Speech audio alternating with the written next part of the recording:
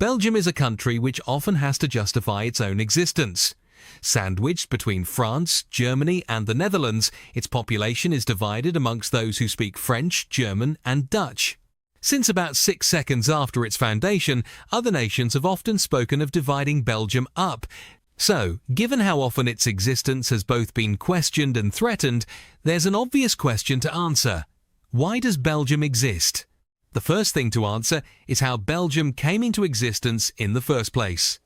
After the Napoleonic Wars, Europe was a drastically changed continent, and one of the major changes that occurred was that the Austrian Netherlands was incorporated into the brand new United Kingdom of the Netherlands. King William I of the Netherlands was a Protestant, with little interest in preserving the rights of the South's Catholic residents. He used much of the South's industrialized economy to fund the North, and he was also a bit of a despot.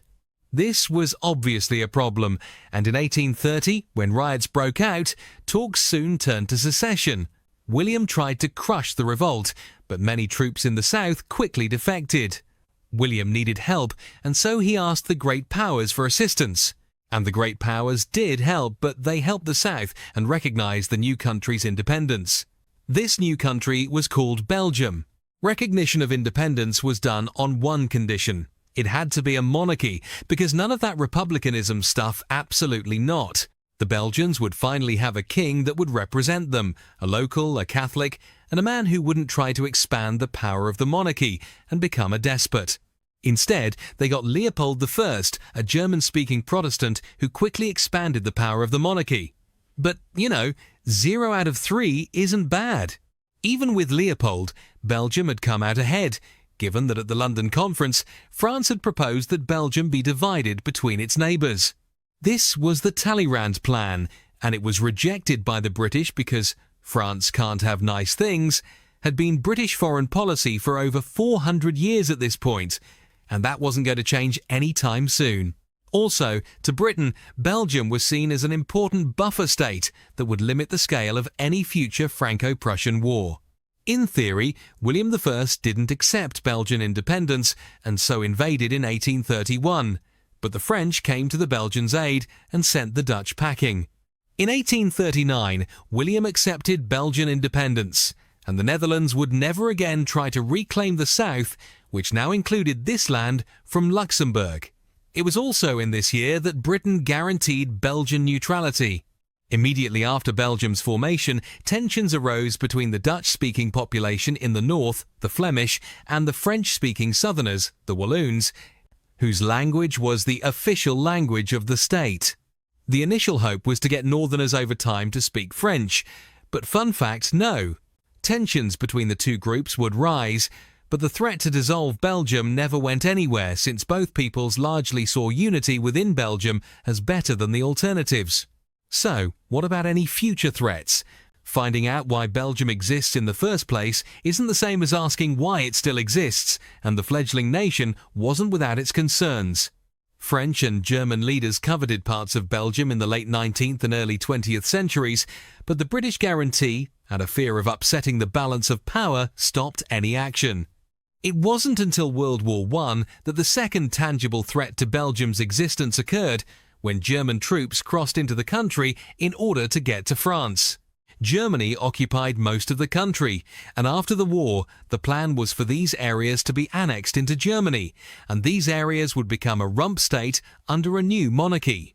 Towards the end of the war, Germany made a concession on these demands and would respect Belgian independence so long as it was split into two nations, the Northern Flemish one being aligned with Germany, who would gain Antwerp.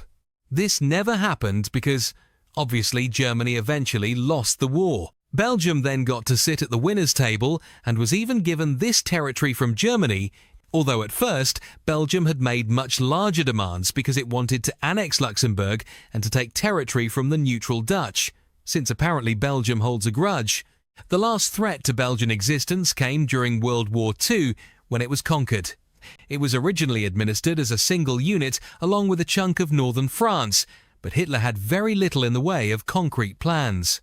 Belgian collaborators had hoped for Belgium to be split like this, with Flanders being merged with the Netherlands, yet Germany was unwilling and unable to do this since it was busy losing the war.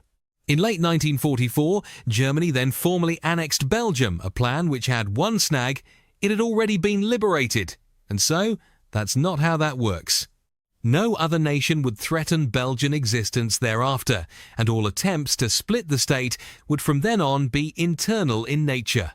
Belgium's existence is actually quite remarkable, given that it spent one of the most dangerous periods in European history sandwiched between two nations that really liked annexing things. In the end, the Belgian people would find union together, despite their differences, much more compelling than any of the alternatives. And that is why Belgium exists.